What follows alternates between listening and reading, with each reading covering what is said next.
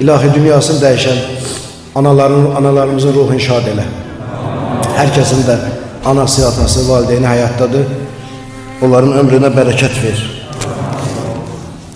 Ana sığınacaqdır da, övladın sığınacağı. Deyir, Tuzakkiruni biliyusil arini. Deyir, mənə aslanlar yuvası sığınacağı deyirdiniz. Kanət bənunə li udabihim. Mənim övladlarım var idi, mənə udmul bənim deyirdiniz. Vəl-yevmə əsbəhtu vəla min bəni.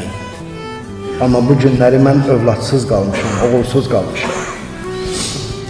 Axırıncı sözüm, Seyid başlasın, axırıncı sözüm. Çox demişəm bunu, amma eşitməli sözdür. Eşitməli sözdür. Xanım Zeynəb qayıdıb əsirlikdən. Gəlib Mədiniyə. Dediklərini deyib, sözlərini çatdırıb. Sonra Fizzə deyir ki, mənə dedi ki, Fizzə, çəkilirəm otağıma. Kim məni soruşsa denən Əli qızı Zeynəb heç kəslə danışmaq istəmir. Deyir, dedim, baş üstə Əli qızı. Fizzə xanım deyir ki, Həzrəti Zeynəb daxil oldu otağına. Mən də əyləşdim otaqda, amma içəri tərəfdə oturdum. Qapı döyülür, kimsə, deyir, məsələn, filan kəs.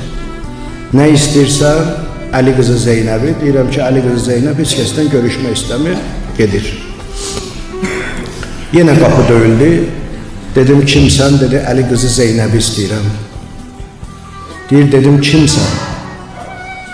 Dedi ki, get Əli qızı Zeynəbə denən onun qəm şəriki gəlib. Fizzədir, gəldim, dedim, Əli qızı Zeynəb. Xanım Zeynəb dedi, bəli Fizzə. Deyir, dedim, bir xanım gəlib ağzımda qaldı. Xanım dedi, axı sənə demişəm, mən heç kəslə danışmaq istəmirəm. Deyir, dedim ki, xanım, qurban olun, fəda olun. Elə bu cürdə dedim. Amma o gələn dedi ki, get Zeynəbə denən onun qəm şəriki gəlir.